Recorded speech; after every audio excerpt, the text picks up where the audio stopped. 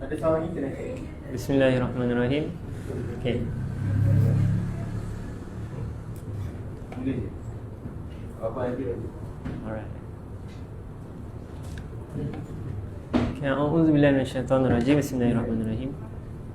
Assalamualaikum warahmatullahi wabarakatuh. Alhamdulillahirabbil alamin wassalatu wassalamu ala asyrafil anbiya'i wal mursalin wa ala alihi wa sahbihi ajma'in. Rabbi shrah li sadri wa yassir li amri wahlul 'uqdatam min lisani yafqahu qawli. Waalaikumsalam warahmatullahi kepada semua. Assalamualaikum juga kepada yang hadir dan yang penonton-penonton, sahabat-sahabat semua di dalam FB, di dalam IG, dan selamat pagi. Dan moga-moga pada pagi yang penuh berkah ini, seperti mana kita dikumpulkan di dalam sesi live kita pada pagi ini, moga begitu jugalah hendaknya. Mudah-mudahan Allah mengumpulkan kita sama-sama di dalam syurga nanti, insya-Allah. Okey, jadi macam biasa kita akan mulakan dulu sesi pagi kita, sesi kuliah Riyadhus Shalihin kita, bagi menyebut keberkatan daripada Allah Subhanahu Wa Taala, dan mudah-mudahan Allah menurunkan rahmat juga kepada kita semua, insya-Allah. Kita akan mulakan dengan bacaan umul kita Al-Fatihah, kemudian diteruskan dengan surah Al-Kahfi, dan juga diteruskan lagi dengan bacaan Al-Asmaul Husna. Okey, jadi kita mulakan dulu dengan umul kita Al-Fatihah. A'udzu billahi minasyaitonir rajim. Bismillahirrahmanirrahim. Alhamdulillahi rabbil alamin. Ar-Rahmanir Rahim. Maliki yaumiddin. Iyyaka na'budu wa iyyaka nasta'in. Ihdinas siratal mustaqim. Siratal ladzina an'amta 'alaihim ghairil maghdubi 'alaihim waladdallin.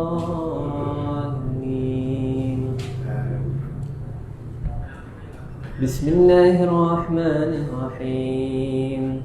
Alhamdulillahilladzi anzala 'ala 'abdihi al-kitaba wa lam yaj'al lahu 'iwaja قيما لينذر بأسا شديدا من لدنه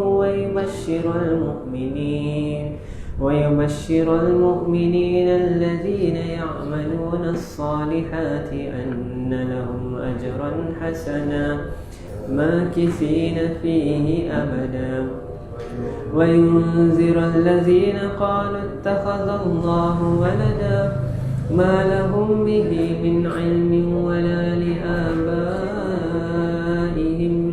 كبرت كلمة تخرج من أفواههم إن يقولون إلا كذبا فلعلك باخع نفسك على آثارهم إن لم يؤمنوا بهذا الحديث أسفا إنا جعلنا ما على الأرض زينة لها لنبلوهم أيهم أحسن عملا وإنا لجاعلون ما عليها صعيدا جرزا أم حسبت أن أصحاب الكهف والرقيم كانوا من آياتنا عجبا إذ أوى الفتية إلى الكهف فقالوا ربنا آتنا من لدنك رحمة وهيئ لنا من أمرنا رشدا الذين كانت أعينهم في غطاء عن ذكري وكانوا لا يستطيعون سمعا أفحسب الذين كفروا أن يتخذوا عبادي من دوني أولياء إنا أعتدنا جهنم للكافرين نزلا قل هل ننبئكم بالأخسرين أعمالا الذين ضل سعيهم في الحياة الدنيا وهم يحسبون أنهم يحسنون صنعا أولئك الذين كفروا بآيات ربهم ولقائه فحبطت أعمالهم فلا نقيم لهم يوم القيامة وزنا ذلك جزاؤهم جهنم بما كفروا واتخذوا آياتي ورسلي هزوا إن الذين آمنوا وعملوا الصالحات كانت لهم جنات الفردوس نزلا خالدين فيها لا يبغون عنها حولا قل لو كان البحر مدادا لكلمات ربي لنفد البحر قبل أن تنفد كلمات ربي ولو جئنا بمثله مددا قل إنما أنا بشر مثلكم يوحى إلي أنما إلهكم إله واحد فمن كان يرجو لقاء ربه فليعمل عملا صالحا ولا يشرك بعبادة ربه أحدا.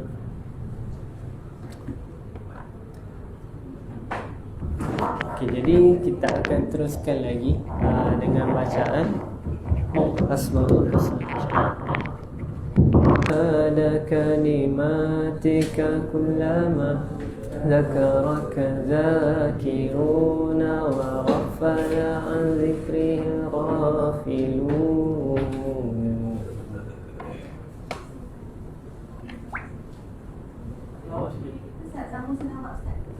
Apa? Okay. Jadi kita teruskan lagi. Sebelum kita mulakan kuliah Riyadhus Shalihin kita, jadi selamat datang saya ucapkan kepada sahabat-sahabat di FB dan IG. Jangan lupa untuk share dulu. Panggil lagi rakan-rakan yang lain untuk sertai kuliah pengajian kita pada pagi ini, insya-Allah.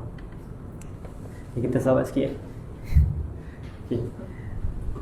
Allahumma salli wa sallim ala Sayyidina wa maulana Muhammadin adada ma fi ilmillahi salatan daimatan bidawami mulkillahi. Allahumma salli wa sallim ala Sayyidina wa maulana Muhammadin adada ma fi ilmillahi salatan daimatan bidawami mulkillahi. Allahumma salli wa sallim ala Sayyidina wa maulana Muhammadin adada ma fi ilmillahi salatan daimatan bidawami mulkillahi. Allahumma salli ala Sayyidina Muhammad wa ala ali Sayyidina Muhammad. Allahumma salli ala Sayyidina Muhammad wa ala ali Sayyidina Muhammad. Allahumma salli ala Sayyidina Muhammad wa ala alihi wa sahbihi wasallim. Okay.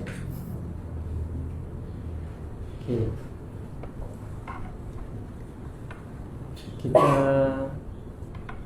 bacakan selawat selawat Ibrahimiyah. Orang kata selawat yang paling afdal kan. Okay, jadi selawat Ibrahimiyah ni sama je macam bacaan kita di dalam tahiyat akhir. Cuma kali ni kita baca berlagu sikit lah. Okay, buat sahabat-sahabat semua yang di Dewan dan di dalam live, insyaAllah.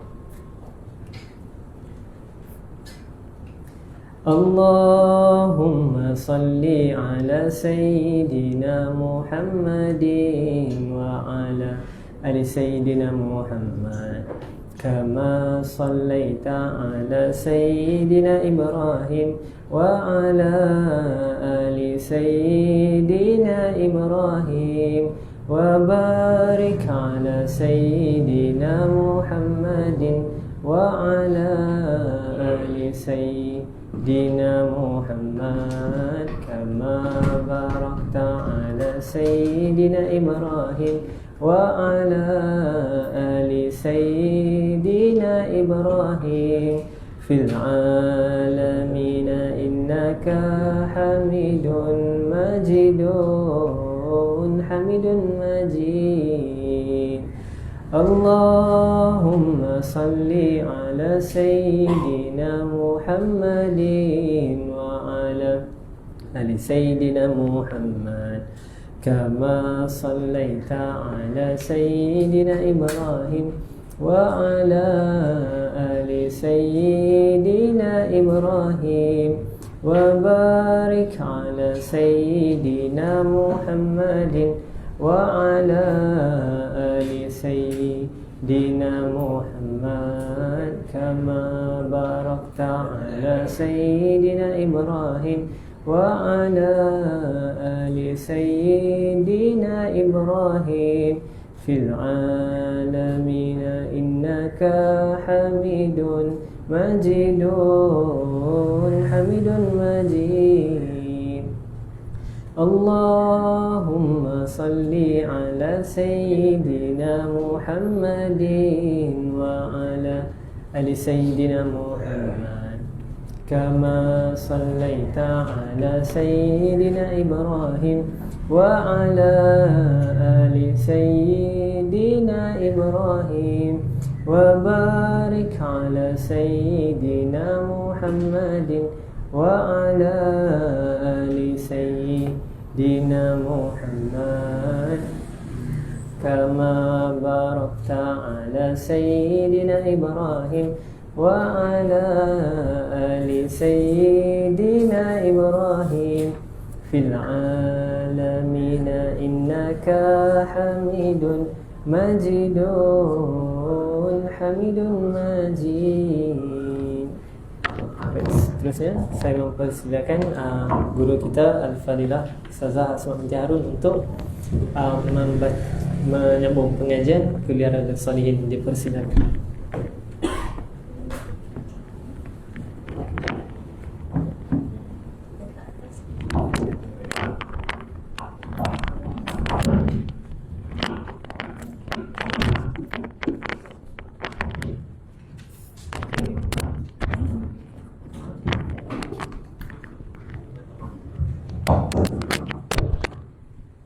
Sila-sila jemput masuk. Subhanallah. Assalamualaikum warahmatullahi wabarakatuh.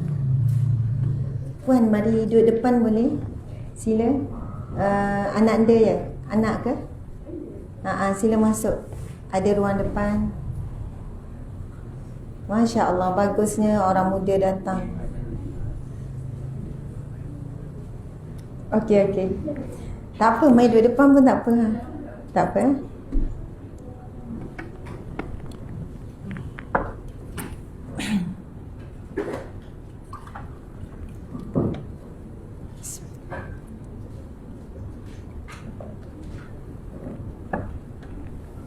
Nanti kena baiki cepat tu lampu tu ya. Sebab esok kita ada program ya. Lampu belakang.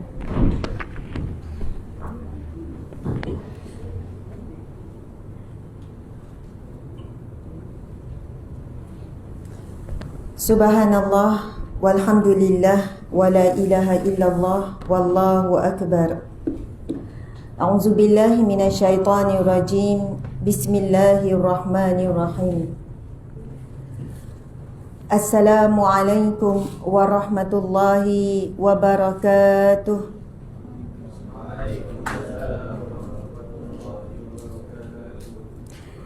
Alhamdulillah.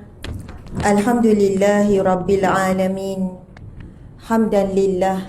Salatan wa salaman ala rasulillah. Sayyidina wa maulana wa habibina wa syafi'ina Muhammad ibni Abdillah وعلى آله وأصحابه أولياء الله. Alhamdulillah, segala pujian kita tujukan, kita rasakan di dalam hati benar-benar memuji ilahi, Tuhan yang mentadbir sekalian alam, mentadbir diri kita, mentadbir seluruh makhluknya yang kita tahu dan tidak tahu, seluruh alam buana ini, galaksi yang kita tidak tahu apa kehidupan yang ada di sana, alam binatang, alam jin, alam malaikat, subhanallah, binatang-binatang yang terbang di udara, yang di dalam lautan, yang berada di bawah tanah, dan semua tumbuh-tumbuhan. Allahu Akbar. Saat kita membaca surah Al-Fatihah ayat yang kedua, Alhamdulillahi Rabbil Alamin, segala pujian semata-mata ditujukan kepada Allah, Rabb, sebagai pentadbir, sebagai pengatur, sebagai pengurus. Rabb juga ada kaitan dengan perkataan, kalau kita rujuk dalam tafsir Al-Azhar sendiri menyebutkan Rabb juga adalah akar kepada pendidik. Sebab itu kita sebut murabbi, pendidik, pengajar, pengasuh. Allahu Akbar. Dan Allah Subhanahu Wa Taala adalah pendidik kita semua, yang mendidik hamba-Nya melalui pelbagai ujian, yang mendidik melalui pelbagai perantaraan manusia yang banyak menguji sabar kita, yang banyak menguji untuk kita menjadi seseorang yang pemaaf, seseorang yang berlapang dada dan bersangka baik. Subhanallah. Alhamdulillah. Selawat dan salam buat junjungan agung Nabi Muhammad sallallahu alaihi wasallam. Dengan perantaraan lisan baginda lah telah sampainya risalah Islam, iman, ihsan yang kita miliki pada saat ini. Dengan perantaraan lisan, air mata, air darah, air keringat, akhirnya subhanallah, Islam yang kita nikmati, iman yang kita rasai, ihsan yang kita pelajari dan kita bakal baca. Duduk atas kerusi. Tak apa, kamu duduk atas kerusi tepi ni. Sebenarnya dah minta awal-awal duduk atas kerusi. Seorang lagi unit penyidikan, dan mohon penuhkan tempat depan. Yang belakang penuhkan tempat depan. Seorang unit penyelidikan. Masya Allah. Alhamdulillah, terlebih dahulu saya ingin mengucapkan jutaan terima kasih kepada Ustaz Hamizan. Mungkin dah ramai yang jatuh cinta pada Ustaz Hamizan ya. Dengan suaranya yang merdu, subhanallah. Ustaz Hamizan adalah salah seorang pegawai penyelidik dalam tim Ustazah Asma binti Harun. Kita ada lebih kurang 10 orang pegawai penyelidik, dan alhamdulillah di kalangan kita ni ada Al-Hafiz, ada Al-Hafizah. Di hadapan saya ini ada di kalangan orang awam yang hadir ke kuliah pagi Riyadhus Salihin, dan ada juga dan ramainya di kalangan staf sendiri yang hadir. Alhamdulillah, saya rasa suasana yang sangat indah, suasana yang sangat manis lah. Masya Allah. Masih ada 2 lagi kosong. 2 lagi kosong di depan. Saya nak cerita, bukan nak cerita panjang lah. Perangai saya, ataupun mungkin itu latihan lah untuk diri saya sendiri. Memang daripada sekolah menengah, saya duduk meja paling depan dengan cikgu. Ramai orang tak suka yang meja bergabung dengan cikgu tu kan. Mana-mana kelas saya pergi, saya memang minta, dan ramai pelajar tak nak duduk depan cikgu, sebab bila duduk depan cikgu betul-betul tak boleh nak, dia betul-betul diperhatikan. Sehinggalah bila saya masuk belajar di universiti, di Kuza, saya masuk lambat macam mana pun, saya buat muka tak malu akan duduk paling depan kalau saya lambat.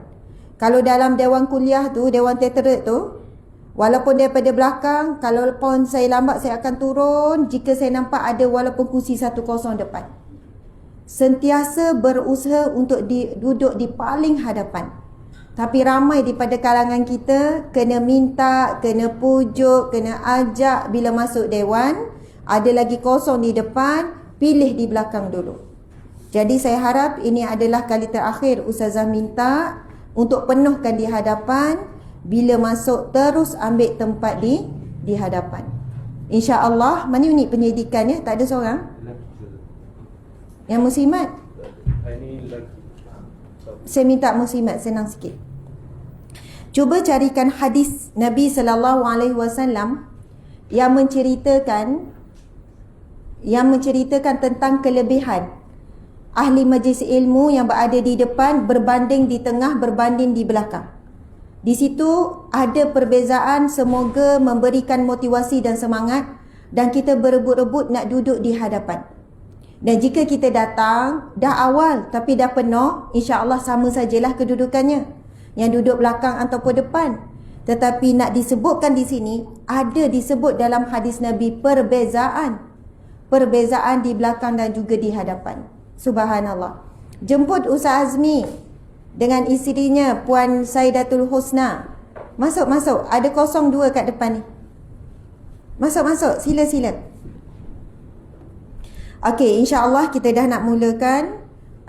Bolehlah pusing balik. Kamu duduk sini pun tak apa, dekat sikit. Okey. Sila jemput masuk. Jemput Ustaz Azmi dengan isterinya Puan Sai. Dik, Ustazah minta tu tolonglah.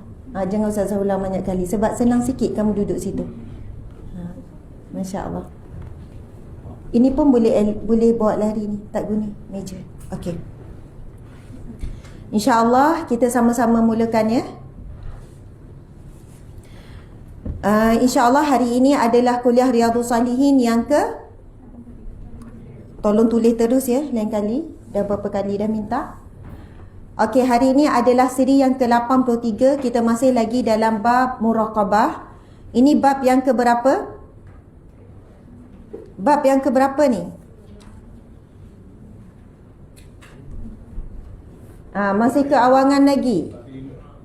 Subhanallah. Saya tanya lagi sekali. Hari ini adalah kuliah Riyadhus Salihin siri yang ke 83. Kita masih lagi dalam bab yang kelima yang bertajuk muraqabah. Siapa yang boleh jawab apa itu muraqabah? Semalam kita sebut banyak kali. Apa itu muraqabah? Seorang je. Boleh tak jawab apa itu muraqabah?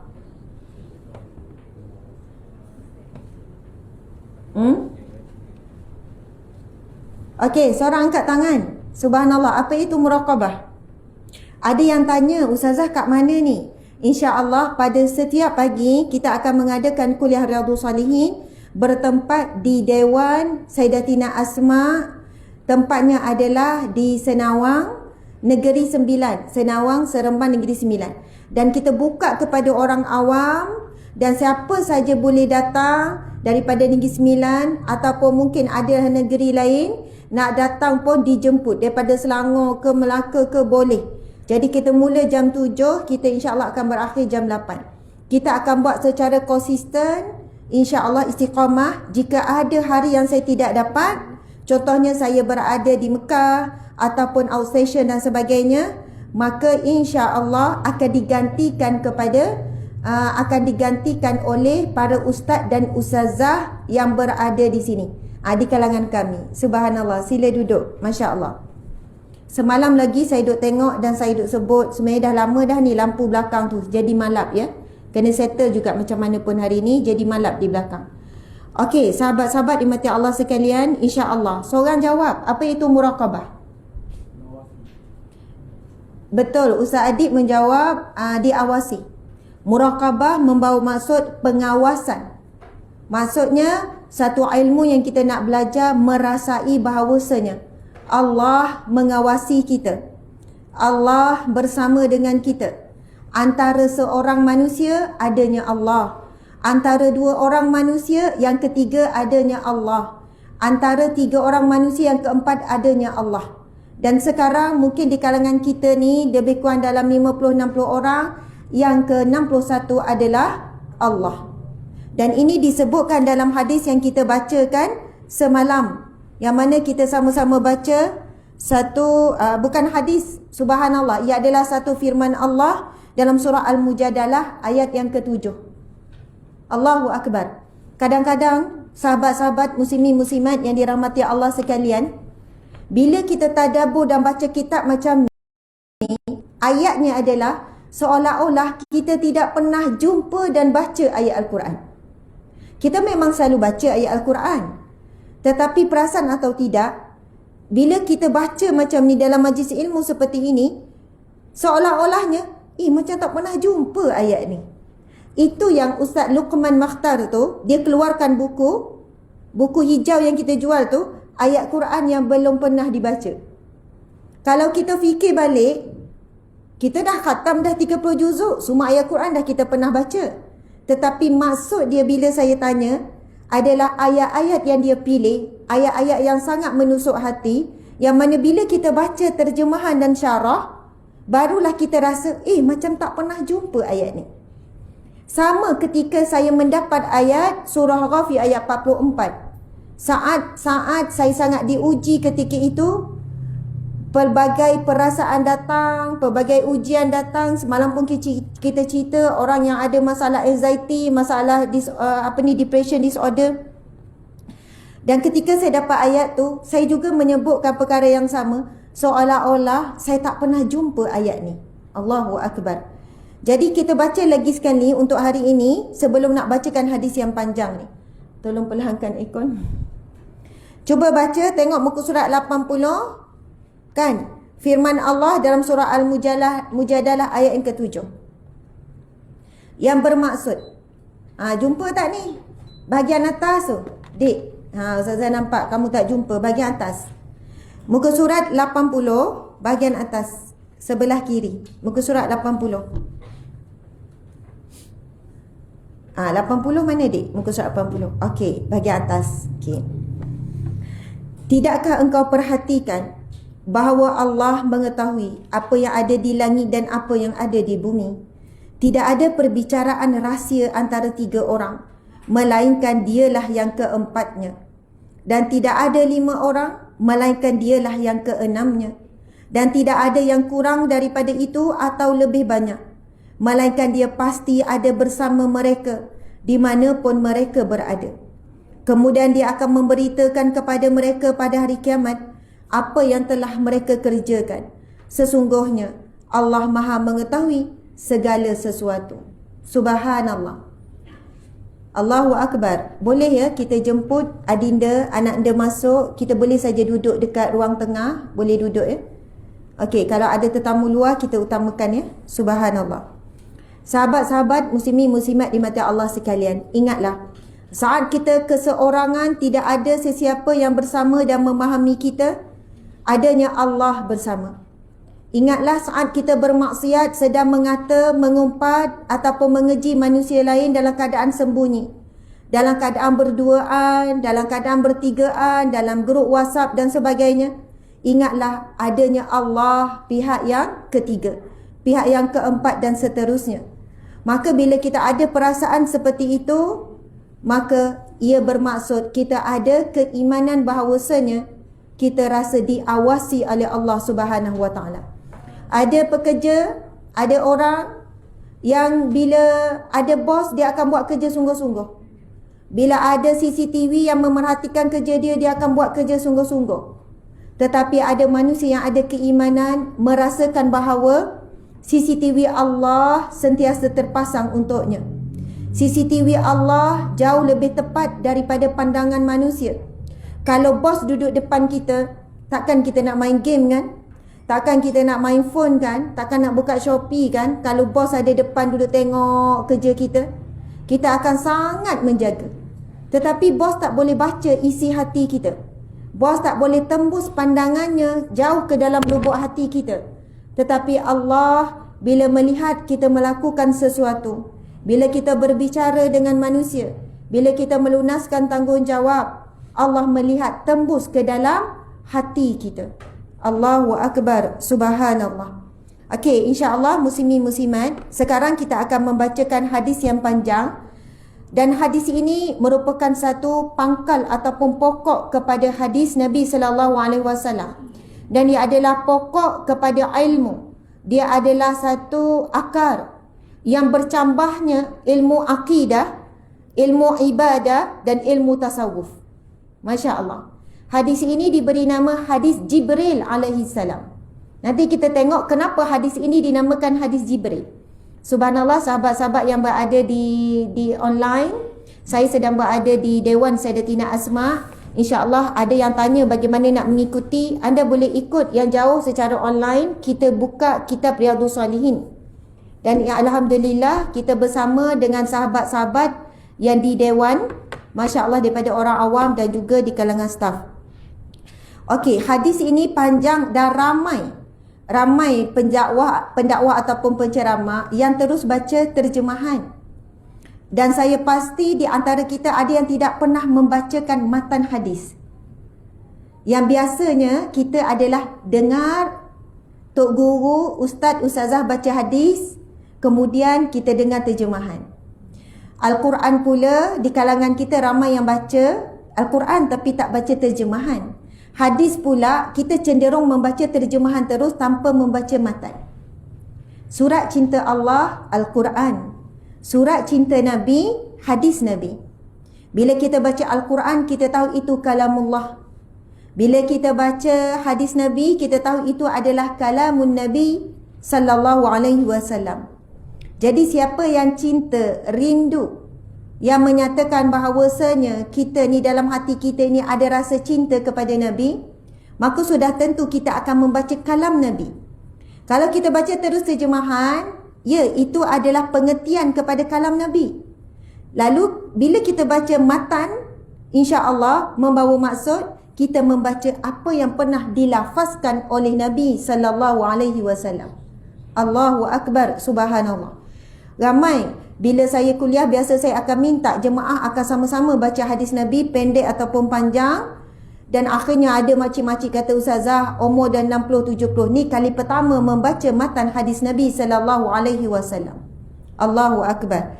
Okey, insya-Allah ketika kita membacakan, jaga adab betul-betul. Antara cara ataupun kaedah menunjukkan kita menghormati Nabi, ketika kita bacakan hadis ataupun mendengar hadis Nabi sedang dibacakan, kita menjaga adab zahir dan juga adab hati.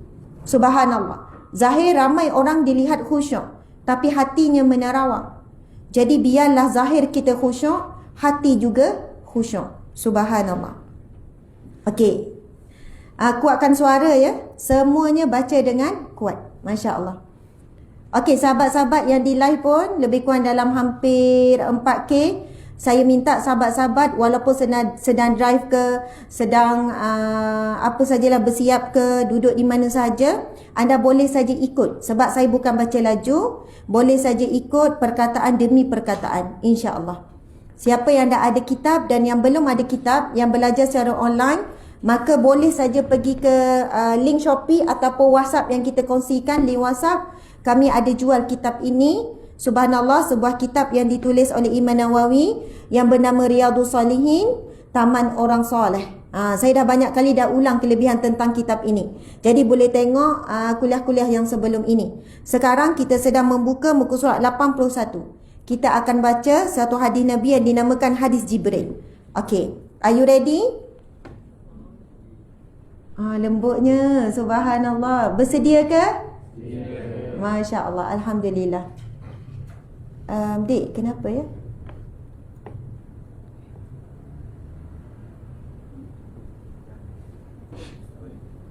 Maaf. Tak apa, share saja. Minta maaf ya, ada masalah dengan IG, tiba-tiba putus share je, Dik.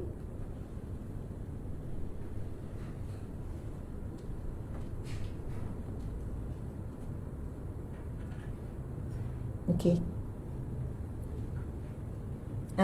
Masalah lain ke apa? Wi-Fi tak pasang? Just backup? Ya, yang ni Wi-Fi on tak? Wajib on dua-dua ya, sebab ia jadi backup. Tadi tak on Wi-Fi. Kadang-kadang line pun ada ketikanya ni kan. Masya Allah. Minta maaf ya sahabat di IG. Okey, tak apa, dia orang masuk selalu. Okey. A'udzubillahi minasyaitonirrajim. Kuatkan suara ya. Bismillahirrahmanirrahim. An Umar bin Khattab radhiyallahu anhu qala bainama nahnu julusun 'inda Rasulillah sallallahu alaihi wasallam zata yaumin idh tala'a alaina rajulun syadidun bayadhi siyab syadidu sawadi sya'ri la yura alaihi atharus safar wa la ya'rifuhu minna ahadun hatta jalasa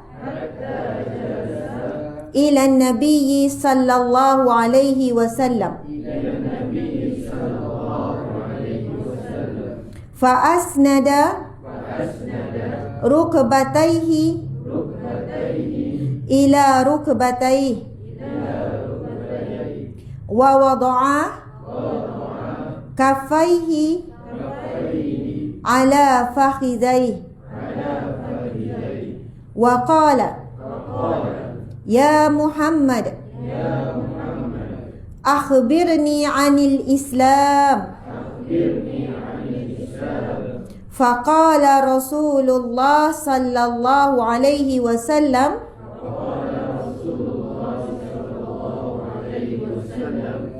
al-Islamu an tashhada an la ilaha illallah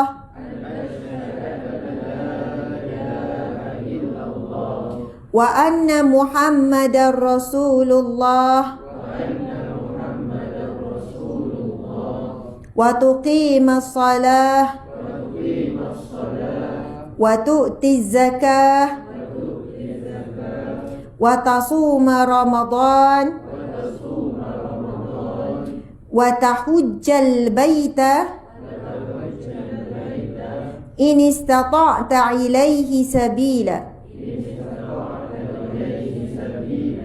qala sadaqta fa'ajibna lahu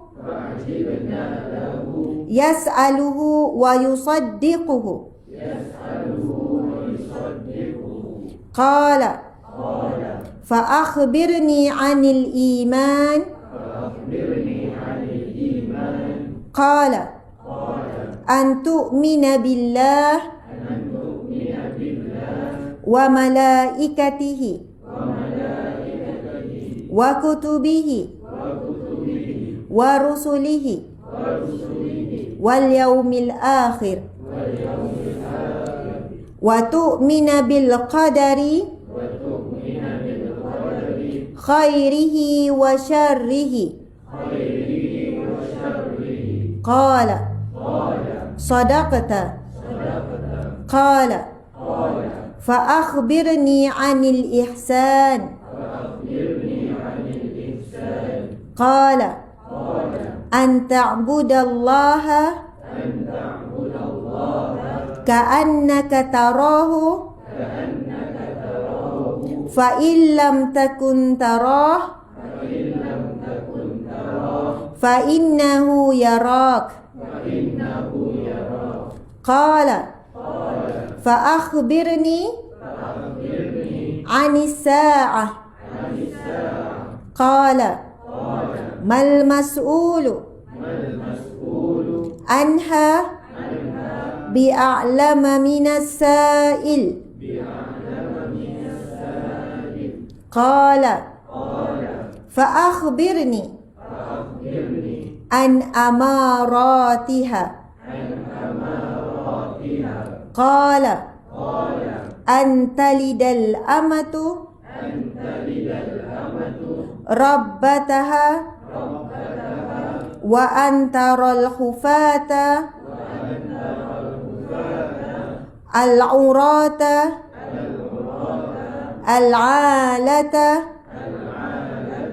ri'a asya yatatawaluna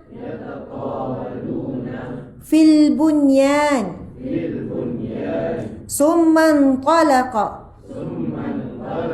falabistu maliya summa qala ya Umar atadri manis sa'il qultu Allahu wa rasuluhu a'lam qala fa innahu Jibrilu atakum yu'allimukum dinakum rawahu Muslim. Sadaqa Rasulullah sallallahu alaihi wasallam. Bila kita baca firman Allah, kita sebut sadaqallahul azim. Apa maksud dia? Sadaqa, maha benarlah. Sadaqallah, maha benarlah Allah yang maha mulia. Ataupun maha benarlah kata-kata Allah yang maha mulia. Bila kita baca hadis Nabi, kita boleh tutup dengan sadaqa Rasulullah sallallahu alaihi wasallam, maha benarlah kata-kata Nabi sallallahu alaihi wasallam. Allahu akbar. Subhanallah, bagus. Saya nampak yang pindah-pindah ke depan. Mai ustazah nak bacakan. Subhanallah, ia merupakan satu hadis Nabi sallallahu alaihi wasallam, hadis riwayat Bukhari dan Muslim. Sebelum baca terjemahan hadis ini, sebab di awal tadi saya kata nak bacakan satu hadis Nabi yang membezakan kedudukan seseorang di majlis ilmu, depan, belakang ataupun yang langsung tidak hadir. Allahu akbar. Dan ini adalah merupakan satu hadis muttafaqun alaih, membawa maksud hadis Nabi yang sahih riwayat Bukhari dan Muslim. Saya terus baca terjemahannya.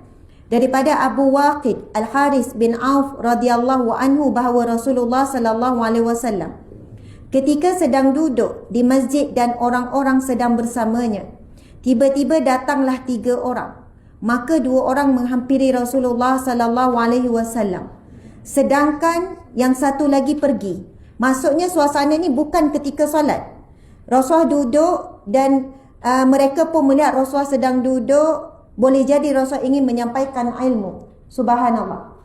Lalu kedua orang tua itu berdiri di depan Rasulullah sallallahu alaihi wasallam. Salah satunya melihat tempat yang kosong di perkumpulan tersebut. Maksudnya Nabi sedang berkumpul, mengadakan kuliah, mengadakan tazkirah, suasana yang kita boleh lihat seumpama hari ini di masjid-masjid dan sebagainya. Allahu akbar. Salah satunya melihat tempat yang kosong di perkumpulan tersebut, maka ia duduk di sana. Sedangkan yang satu lagi duduk di belakang mereka. Adapun orang yang ketiga pergi. Maka ketika Rasulullah sallallahu alaihi wasallam selesai, beliau bersabda, baginda bersabda, maukah aku beritahukan kepada kalian tentang 3 orang yang tadi itu? Yang pertama, ia berlindung kepada Allah, maka Allah pun melindunginya. Yang kedua, ia malu, maka Allah juga malu terhadapnya. Sedangkan yang ketiga, ia berpaling, maka Allah pun berpaling daripadanya. Allahu akbar. Subhanallah. Nabi SAW memberitahukan kepada kita 3 jenis manusia apabila melihat majlis ilmu. Yang pertama, bila dia lambat sekalipun. Ini gambaran Rasulullah telah mulakan majlis ilmu. Walaupun dia lambat, kemudian dia nampak ada tempat duduk di dalam majlis tersebut. Sama ada di tengah ataupun di depan dan sebagainya. Dengan penuh hormat, tanpa mengganggu ahli majlis ilmu, dia terus mengambil tempat. Dan apa kelebihan orang yang seperti ini? Dia mohon perlindungan kepada Allah, maka Allah pun melindunginya. Orang seperti ini dapat perlindungan daripada Allah. Kalau orang yang sampai awal-awal, lebih lagi lah.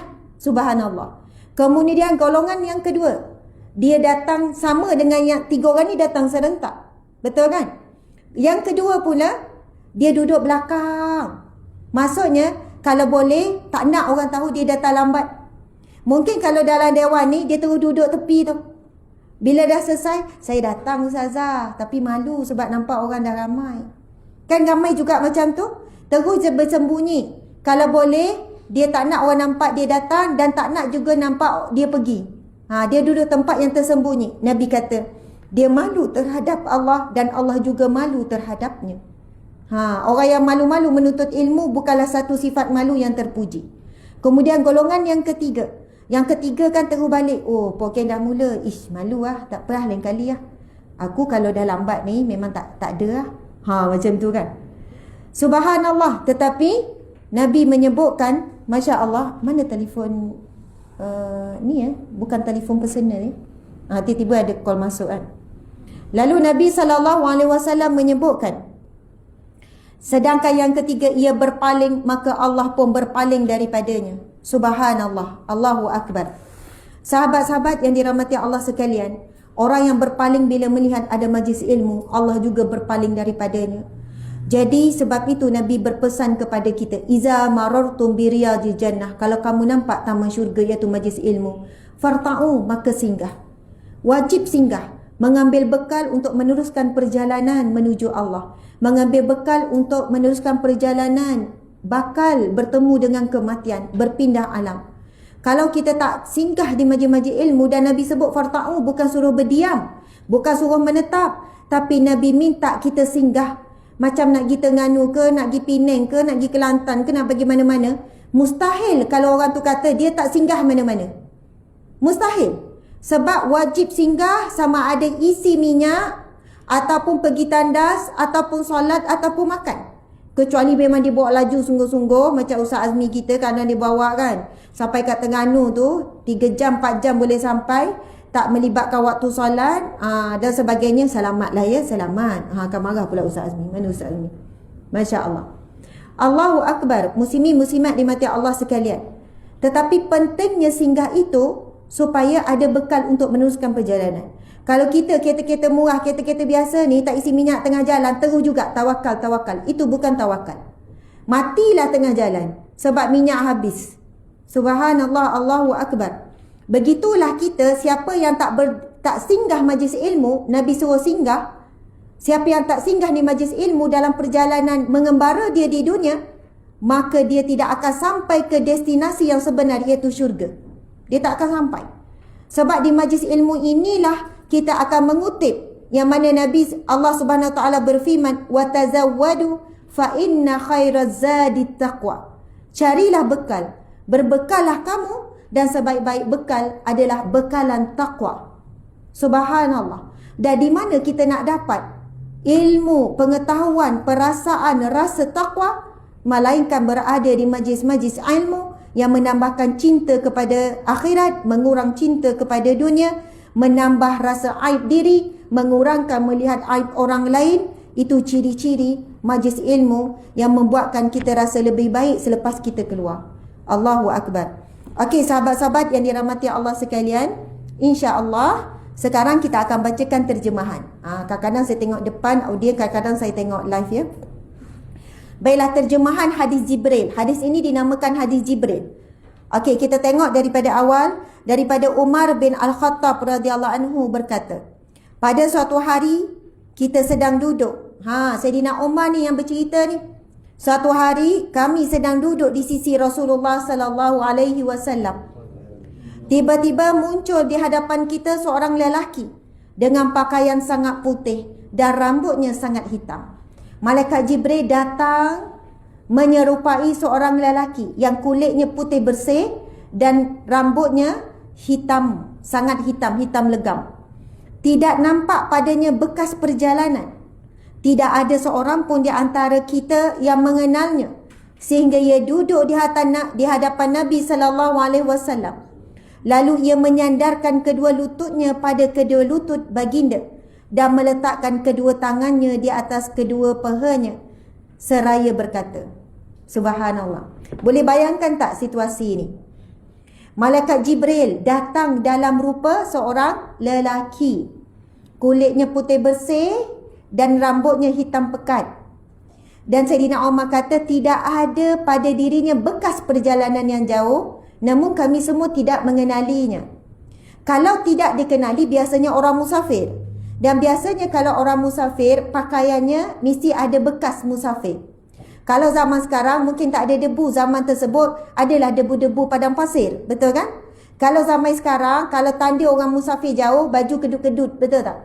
Baju kedut, nampaklah musafir jauh, muka penat dan sebagainya. Allahu Akbar. Tak ada kesan bekas perjalanan jauh dan tidak juga kami mengenalinya. Allahu Akbar. Lalu ia menyandarkan kedua lututnya pada kedua lutut Nabi. Maksudnya kita boleh bayangkan ketika ini sama ada duduk bersila ataupun duduk dalam keadaan macam tahiyat tu. Kan duduk tahiyat ataupun duduk bersila, nak kata rapatnya kita duduk. Siapa yang dah kahwin kat sini? Angkat tangan. Siapa yang dah kahwin? Angkat tangan. Oh, ada orang lelaki tak nak ngaku. Angkat tinggi-tinggi. Okey, yang muslimat, yang dah nikah angkat tangan muslimat. Tinggi-tinggi. Masya Allah. Boleh kita tunjuk. Yang belum kahwin angkat tangan. Ridwan seorang je. Angkatlah tinggi-tinggi. Masya Allah. Okey. Siapa yang nak kahwin angkat tangan? Nak kahwin angkat tangan. Oh, bukan nak kahwin lagi. Itu soalan tak boleh. Siapa yang nak kahwin angkat tangan? Ya Allah, malulah pula. Tak jadilah nak doa sebab sikit je yang nak kahwin. Nak kan? Subhanallah. Allahu Akbar. Allah, Ya Allah, Ya Rahman, Ya Rahim. Allah, Ya Razak. Allah yang maha memberi rizki. Allah ya Jami, Allah yang maha menemukan. Allah yang maha menemukan jodoh. Allah yang maha mengaturkan pertemuan di antara dua hati. Ya Allah, temukanlah buat sahabat-sahabat kami di sini dan di alam maya, Ya Allah, pada hari Jumaat yang barakah ini, Ya Allah, dengan pasangan yang soleh dan solehah, Ya Allah, yang memimpin, yang dipimpin ke syurga-Mu, Ya Allah. Ya Allah, Ya Rahman, Ya Rahim, kurniakanlah di dalam rahim wanita-wanita yang berada di sini dan di alam maya zuriat keturunan yang soleh dan solehah, Ya Allah. Ya Allah, Ya Rahman, Ya Rahim, berilah kami kesabaran dalam menanti saat jodoh dan zuriat. Berilah kami keyakinan bahawasanya jodoh dan zuriat itu datang pada waktu yang tepat. Ya Allah, berilah kami kelapangan jiwa dan redha seandainya Engkau mentakdirkan jodoh dan zuriat itu di syurga-Mu, Ya Allah. Amin ya rabbal alamin. Subhanallah, Allahu Akbar. Okey, sahabat-sahabat mati Allah sekalian, pernah tak suami isteri duduk depan-depan bertemu lutut? Pernah buat ya? Duduk bertemu lutut. Siapa tak pernah buat, kena buat. Dan duduk ni bukan dalam suasana nak manja-manja tengok TV ke, bukan gitu. Tapi suasana muhasabah. Suasana sedang saling bercakap dari hati ke hati. Subhanallah. Dan ini ditunjukkan contoh oleh malaikat Jibril bila datang bertemu dengan Rasulullah, ingin berbual dengan Rasulullah. Subhanallah. Dan kita akan jumpa satu perbualan yang menarik di antara Rasulullah dengan malaikat Jibril. Nak kata dekatnya kedudukan, lutut bertemu lutut. Dan pernah tak ibu bapa di sini dan ibu bapa di alam maya, lebih kurang dalam 4,000 lebih ni, duduk bertemu lutut dengan anak. Siapa tak pernah buat, kena buat. Ini adalah satu contoh komunikasi yang sangat hebat. Komunikasi yang sangat hebat. Balik rumah cuba buat. Seorang-seorang. Duduk, lutut bertemu lutut, lepas tu tangan masing-masing, malaikat Jibril letak tangan kat mana? Atas peha siapa? Bukan peha Rasulullah, atas pehanya. Peha sendiri. Maksudnya cukup kalau lutut bertemu lutut, lepas tu tangan tu letak atas peha sendiri. Itu lebih selesa lah. Kalau letak atas peha anak, anak rasa berdebar-debar, rasa takut, rasa macam nunggu, serah diri nak kena cubit je ni. Subhanallah. Bagi anak tu selesa. Suami isteri pun sama. Subhanallah. Lepas tu mata tengok, mata, Masya Allah, Allahu Akbar. Mungkin kalau kita buat macam tu, belum cakap apa-apa dah nangis dah. Dah nangis dah. Subhanallah. Ini merupakan satu sunnah, satu bentuk komunikasi yang level sangat tinggi. InsyaAllah suasana seperti ini kita perlu buat. Seminggu sekali pun jadilah. Kan? Jumpa sama dengan pasangan ataupun dengan anak ataupun orang yang terdekat. Masya Allah. Okey, kita baca ya lagi terjemahan. Subhanallah, beliau dan meletakkan kedua tangannya di atas kedua pahanya sendiri seraya berkata, wahai Muhammad, tolong beritahukan kepadaku tentang Islam. Malaikat Jibril bagi tahu dan bertanya kepada Nabi, akhbirni anil Islam, beritahu kepadaku tentang Islam. Rasulullah sallallahu alaihi wasallam lalu bersabda, Islam itu ialah hendaknya engkau bersaksi bahawa tiada sembahan yang berhak disembah melainkan Allah, dan bahawa Muhammad adalah utusan Allah. Hendaklah pula engkau melaksanakan salat, menunaikan zakat, berpuasa di bulan Ramadan dan melakukan haji ke Baitullah jika engkau mampu menempuh jalannya ke situ. Sahabat-sahabat muslimin muslimat dimati Allah sekalian, Nabi sedang sebut tentang apa? Rukun Islam. Bila ditanya, akhbirni anil Islam, beritahu kepadaku tentang Islam, lalu Nabi menyebutkan tentang rukun Islam. Subhanallah, sahabat-sahabat muslimin muslimat. Adakah anda semua Muslim? Betul, Muslim. Bukti Muslim? Inilah jawapannya. Bukti kita Muslim, tertegaknya Islam kita dan dipanggil Muslim apabila kita melakukan 5 perkara ini. Antashhada an la ilaha illallah wa anna Muhammadar Rasulullah wa tuqimus salah wa tu'tiz zakah wa tasumu Ramadan wa tahajjul bait man istata'a ilaihi sabila. Allahu akbar. Barulah kita boleh dipanggil Muslim.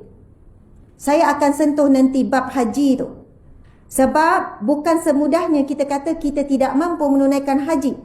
Sedangkan belanja tak cukup itu bukan kerana tak cukup untuk belanja haji, kerana kita telah melakukan banyak pembaziran dalam hidup kita. Kita banyak habiskan duit kita dengan membeli barang emas, dengan membeli handbag tak berhenti-henti, kasut bersilih ganti, yang lelaki pula kadang-kadang habis duit merata-riti, kan, rokok sana sini.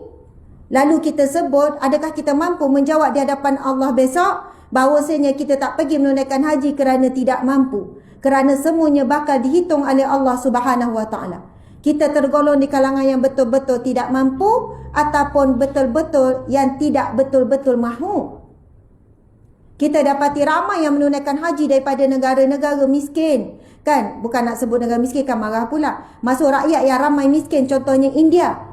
Tetapi mereka muda-muda dah menunaikan haji kerana awal prinsip ataupun awal yang mereka lakukan setelah bekerja, kumpul duit untuk tunai haji, selesai dulu, barulah fikir nak beli rumah, nak beli kereta dan sebagainya.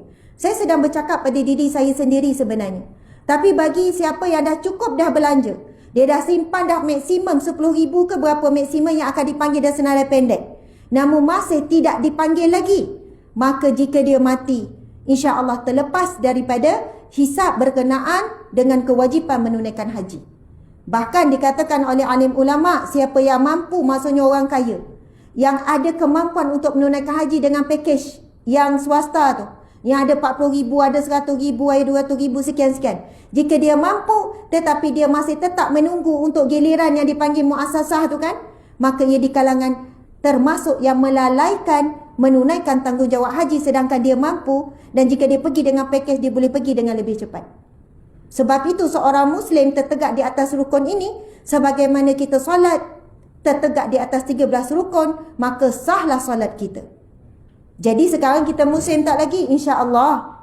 Jika benar-benar rukun yang kelima itu kita tergolong di kalangan orang yang belum mampu menempuh perjalanan menunaikan haji. Subhanallah. Kita tengok lagi muslimin muslimat dimati Allah sekalian. Sambungan. Lelaki tersebut berkata, engkau benar. Siapa cerita ni? Saidina Umar radhiyallahu anhu. Lelaki tu bertanya, dan lelaki tu juga bila Rasulullah jelaskan apa itu akhbirni anil Islam, beritahu tentang Islam, lelaki itu tersebut berkata, engkau benar. Kami semua hairan kepadanya kerana ia bertanya dan ia juga membenarkan. Lalu ia berkata lagi, iaitu dia kata apa? Malaikat Jibril berkata lagi, kemudian beritahukan aku tentang iman. Akhbirni anil iman. Allahu akbar. Lalu Rasulullah sallallahu alaihi wasallam bersabda, iman iaitu hendaklah engkau beriman kepada Allah, malaikatnya, kitabnya, rasulnya, hari akhir, dan hendaklah engkau beriman kepada takdir yang baik ataupun yang buruk. Yang baik ataupun yang buruk. Subhanallah, Allahu Akbar. Sekarang ni Nabi SAW sedang sebut tentang apa? Rukun iman. Subhanallah. Yang pertama tadi rukun Islam, yang kedua adalah rukun iman. Sekarang tadi kita tanya siapa yang Muslim, kita kata ya. Apa bukti Muslim? Kita berdiri di atas 5 rukun Islam tadi. Sekarang saya tanya soalan pula.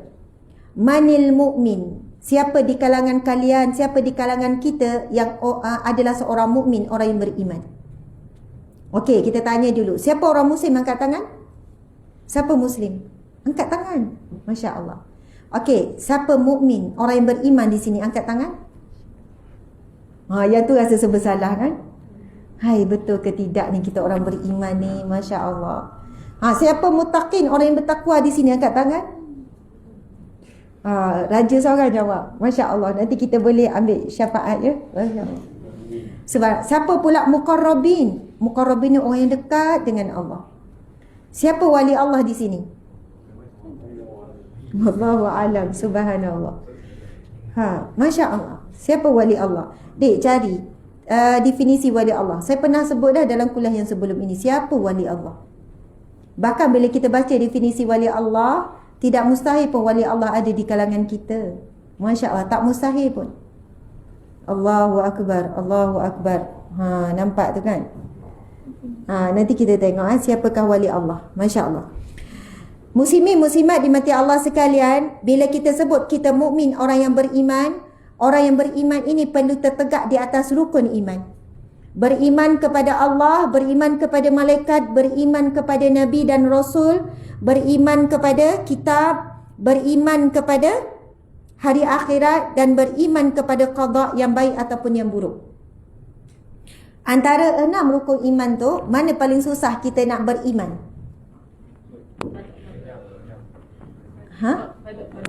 Yang terakhir sekali, beriman kepada qada dan qadar Allah Subhanahu wa taala. Allahu Akbar, Masya Allah. Tetapi kalau kita belajar betul-betul, baca syarah betul-betul, sebenarnya untuk beriman kepada Allah, malaikat, kepada para nabi, kitab, hari akhirat, semuanya mengandungi cabaran dan semuanya susah sebenarnya. Allahu Akbar, subhanallah. Kalau kita kupas satu je sifat Allah untuk memahami beriman kepada Allah melalui Asma'ullahul Husna, pun kadang-kadang kita tak lepas. Contohnya, Allah ya Hasib, yang maha menghitung kan? Kita kan lebih cenderung apabila dihitung disebut oleh manusia. Sebab hitungan Allah tak nampak lagi. Masya Allah. Hitungan Allah tak nampak. Kita kan menghitung duit memang seronok kan? Kalaulah hari ni kita buat pengumuman dekat FB kan, setiap orang yang hadir kuliah Riyadhus Salihin jam 7 hingga jam 8 tanpa mengantuk. Tambah tu ayat. Saya faham pagi-pagi ni ada yang ngantuk. Kita beri dapat RM500 seorang. Agak-agak apa yang berlaku? Setakat penuh je. Apa berlaku? RM500. Kita buat pengumuman dekat FB. RM500 kalau datang kuliah di sini.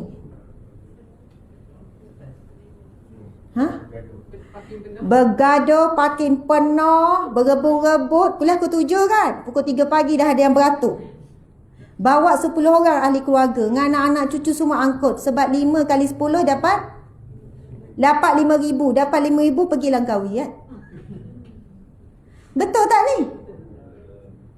Sebab hitungan manusia memang jelas. 500 kali 10, ajak adik-beradik, biar kita conquer. Manusia, sebab itu Nabi SAW bersabda, seandainya manusia tahu nilai solat berjemaah subuh dengan isyak, hadis Nabi tu sebut subuh dan isyak, dan umum juga sebenarnya solat berjemaah, manusia akan pergi ke rumah Allah walaupun merangkak. berjemaah di masjid. Walaupun merangkak, sakit, penat, tak nak jalan, merangkak pun sanggup merangkak. Bahkan Nabi sambung lagi hadis itu, manusia akan mula mencabut undi. Maksudnya berebut orang nak pergi ke masjid. Sampai tak muat, sampai kena cabut undi siapa nama yang naik. Maksudnya bergaduh-gaduh. Kalau Nabi kata seandainya manusia tahu hakikat. Sebab itu bila kita sebut beriman kepada Allah, betul ke kita beriman bahawasanya Allah yang maha menghitung, Allah yang syahid maha menyaksikan, Allah yang basir yang maha melihat, dan Allah yang maha membalas segala apa yang kita lakukan. Walaupun sebesar biji zarah. Allahu Akbar. Sebab tu kalau kita muhasabah betul-betul, keyakinan kita terhadap Allah masih lagi di peringkat yang sangat rendah. Orang kata iman senipis bawang. Kalau betul kita yakin Allah yang syahid yang maha menyaksikan, Allah yang maha menghitung, tidak ada waktu pun mampu untuk kita bercakap buruk pasal orang lain. Kita sangat berhati-hati dalam menuturkan perkataan. Allahu Akbar, subhanallah. Saya tahu masa kita dah habis dah 8.10. Masing-masing rasa gelisah sebab tak sabar nak solat duha kan Ustaz Raja, betul tak? Biasa dia orang ni solat duha 12 rakaat. Tolak 10 lah. Masya Allah. Kadang tolak 12. Okey, bukan dia orang lah yang di Zimbabwe ya. Masya Allah. Subhanallah, kita kena baca sampai habis dan saya tak syarah besok. Muslimin muslimat, lelaki tersebut berkata, engkau benar. Selanjutnya ia bertanya lagi. Terima kasih ya yang di FB dan IG masih lagi bertahan. Kita faham masing-masing ada urusan. Lelaki tersebut berkata, engkau benar. Selanjutnya ia bertanya, kemudian beritahukan aku tentang ihsan. Malaikat Jibril kata, beritahu aku tentang ihsan. Lalu Rasulullah menjawab, ihsan iaitu hendaklah engkau menyembah kepada Allah seakan-akan engkau dapat melihatnya. Tetapi jika engkau tidak dapat melihatnya, maka sesungguhnya Allah melihatmu. Yang ni pun syarah dia panjang ni. Esok kena share ni, kena jemput juga ustaz-ustaz kita ni. Kongsi juga kat depan syarah tentang ihsan. Nanti kita bahagikan tugas terus ya. Dah nampak dah ni calon-calonnya. Lelaki tersebut berkata, engkau benar. Ia bertanya lagi, kemudian beritahukan aku tentang kiamat. Saidina Umar kata kami pelik. Dia tanya, dia sendiri yang membenarkan. Ini satu bentuk contoh komunikasi yang boleh dilakukan di antara manusia dengan manusia. Kita duduk depan dengan anak, kita tanya. Umi nak tanya. Contoh anak saya nama Imran. Umi nak tanya Imran. Suruh duduk diam-diam, jangan gedik-gedik kan. Takut dia berdebar, dia gedik-gedik. Imran, tenang Imran. Umi nak tanya. Bila kita menghormati ibu ayah, apa yang kita dapat? Dia pun jawab, pahala. Betul. Adakah yang bertanya tu tak tahu? Kita tanya anak tu, kita tahu ke tak tahu? Kita tahu. Adakah Malaikat Jibril bertanya Rasulullah, Malaikat Jibril tak tahu jawapannya? Tidak. Maksudnya bukan Malaikat Jibril tidak tahu. Tetapi itu kaedah dalam proses belajar dan mendidik. Cara untuk beritahu kepada orang sekeliling adalah dengan cara perbualan di antara dua orang. Masa kita bercakap dengan anak kita ni, yang lain duduk sebelah. Semua duduk. Dengar Umi nak cakap dengan Imran ni. Sebab itu Malaikat Jibril mengajarkan kita satu kaedah parenting ataupun kaedah komunikasi yang skill yang sangat hebat. Bila kita bercakap, sebenarnya kita nak tujukan mesej itu kepada orang sekeliling. Bukan Malaikat Jibril nak mesej itu nak sampaikan kepada Rasulullah. Rasulullah sudah tahu. Tapi sebenarnya kepada orang sekeliling yang kadang-kadang menerima ilmu bukan direct. Ada orang tak boleh direct. Ada di kalangan anak kita kalau cakap direct tak masuk. Tapi bila dia dengar kita sedang cakap dengan anak yang lain, dia dengar. Allahu Akbar, subhanallah. Okey, kita tengok sikit lagi. Bertahan. Rasulullah SAW menjawab, ihsan dah jawab. Lelaki itu berkata lagi, engkau benar. Ia bertanya lagi, kemudian beritahukan aku tentang hari kiamat. Lalu ketika inilah Rasulullah menjawab, orang yang ditanya tidak lebih tahu daripada orang yang menanyakannya. Lelaki tersebut berkata, selanjutnya beritahukanlah kepadaku tentang hari kiamat. Subhanallah, Allahu Akbar. Baiklah, sahabat-sahabat. Banyak skill ni. Kalau Puan Saidatul Husna kat belakang ni, seorang yang pakar dalam bidang motivasi, ada ilmu motivasi, sedang buat master dalam counselling, subhanallah. Mungkin boleh nak syarahkan jauh dan banyak lagi hadis ni tentang skill komunikasi yang sangat hebat. Kalau kita tengok yang seterusnya ni, Masya Allah, Malaikat Jibril tanya pula soalan yang Rasulullah tak boleh jawab. Dan Rasulullah jawab apa? Sesungguhnya orang yang bertanya lebih tahu daripada orang yang ditanya. Dan ada ketikanya bila kita bercakap dengan anak, kita memang tanya soalan yang memang dia tak tahu dan kita je tahu. Dan anak kita akan jawab, tak tahu Umi lagi tahu. Tadi kita tanya soalan yang mana dia tahu, kita naikkan dulu nilai keyakinan diri anak tu. Kita naik dulu nilai self-esteem yang disebutkan. Dia rasa macam, wah betul seronok. Barulah kita tanya soalan yang dia tak boleh nak jawab. Masa ni anak ni mungkin akan kata, Umi lagi tahu. Apa dia Umi? Masa tu kita sedang menaikkan nilai diri kita pula pada mata anak. Allahu Akbar, subhanallah. Ini memang sangat hebat.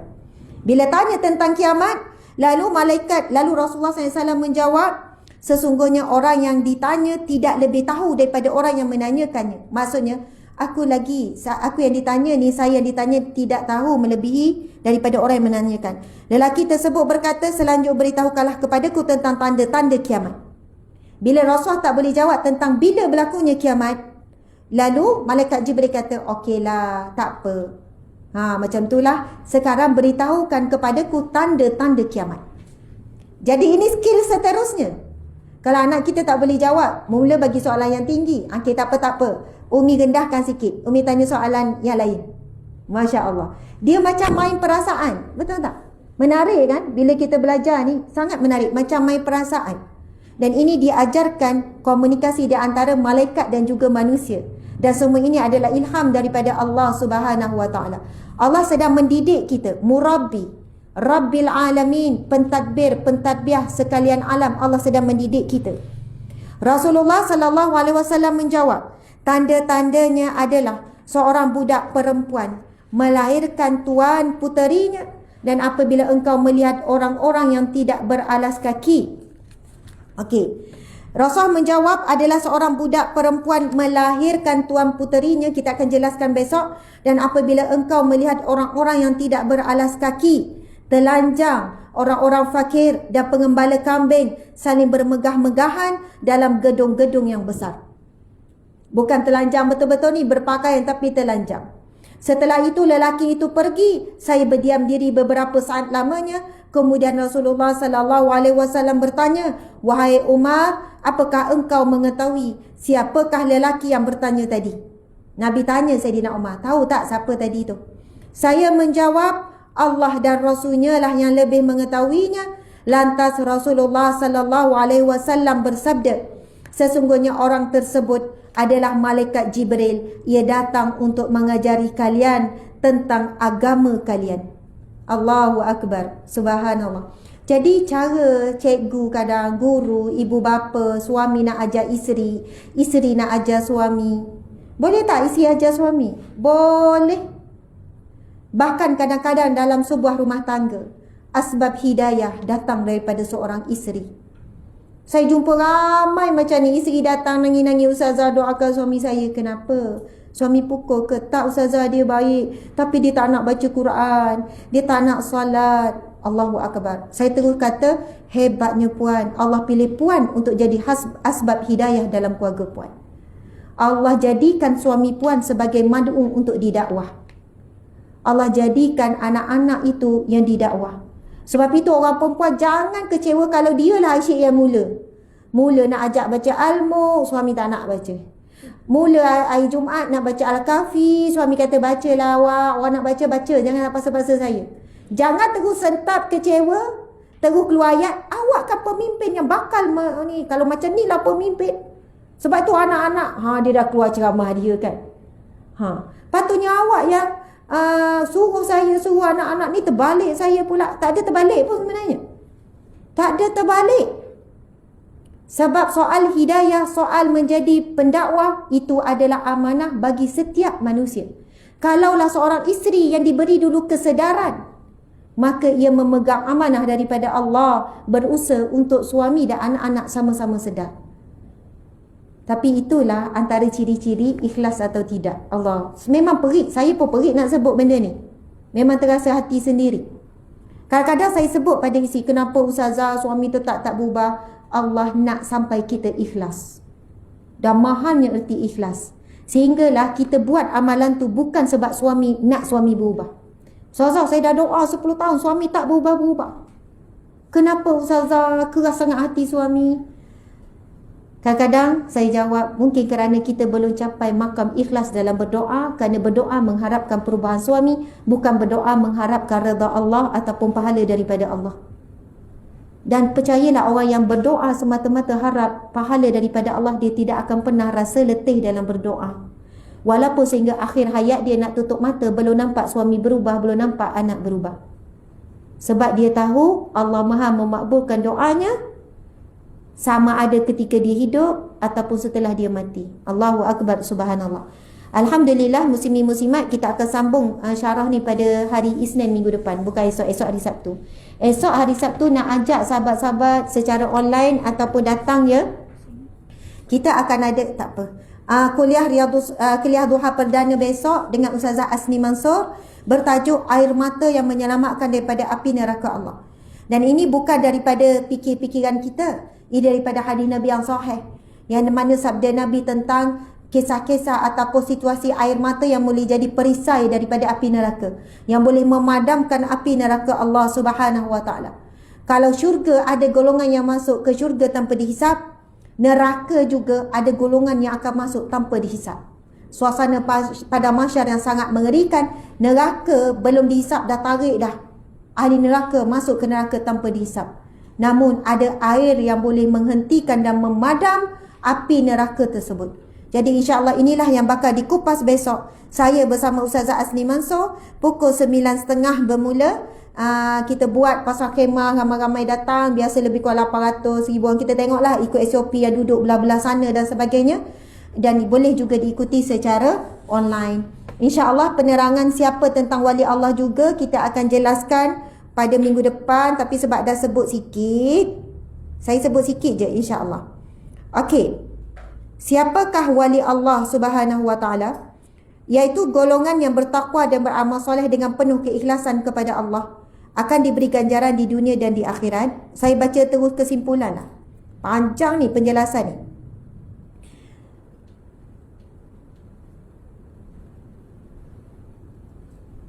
Okey, kesimpulan.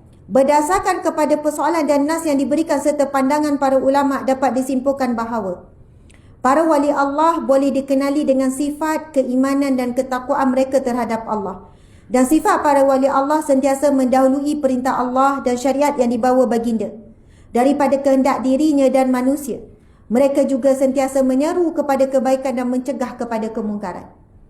Wali Allah itu bukan semestinya yang ada karamah. Kita kata wali Allah tu, saya sampai dia dah tahu dah ajak saya, memang wali Allah. Tengah tu macam tu kan.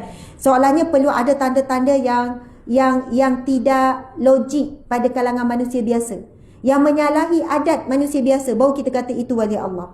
Tidak semestinya wali Allah dikurniakan karamah. Kalau para nabi mukjizat kan. Karamah ni maksudnya kemuliaan sehingga dia ada sesuatu yang tidak dikurniakan kepada manusia biasa yang lain. Tetapi ciri-ciri wali Allah daripada Jabatan Mufti wilayah ini adalah secara umum, iaitu mereka yang beriman, bertakwa, selalu mendahului perintah Allah dan syariat dibawa oleh baginda. Mereka juga sentiasa menyeru kepada kebaikan dan mencegah kepada kemungkaran. Oleh itu, tiada siapa yang boleh menentukan secara pasti atau muktamad bahawa seseorang itu adalah wali kecuali Allah Subhanahu Wa Taala. Manusia hanya dapat menilai seseorang itu hanya zahir amalannya saja. Dan sebaiknya kita bersangka baik terhadap sesama manusia kerana Allah Maha mengetahui zahir dan batin hamba-Nya. Subhanallah, Allahu Akbar. Bahkan dikatakan wali Allah ini adalah wakil Allah Subhanahu Wa Taala dalam melaksanakan amar ma'ruf nahi munkar. Jadi muslimin-muslimat, mungkin kita ni tak mampu jadi wali Allah. Apa kelebihan jadi wali Allah? Itu to be continue lah. Terlalu banyak kelebihan menjadi wali Allah. Orang yang akan dipelihara, dijaga oleh Allah, Wali Allah ini orang yang tidak pernah berduka cita dan bersedih dengan apa jua takdir Allah di dunia, sentiasa dipelihara oleh Allah Subhanahu Wa Taala, dan dia boleh memelihara dan memberi maksudnya kesan kewalian itu memberi manfaat kepada orang sekeliling. Dan banyak lagi lah muslimin-muslimat, siapa yang memerangi wali Allah, dia diperangi oleh Allah Subhanahu Wa Taala. Jadi Masya Allah, kalau tak mampu nak memenuhi ciri-ciri sempurna wali Allah, sekurang-kurangnya adalah 1-2. Kalau kita tak mampu nak cegah kemungkaran secara individu, masuk kumpulan yang mencegah kemungkaran. Faham maksud saya? Kita seorang-seorang tak berani nak cegah kemungkaran.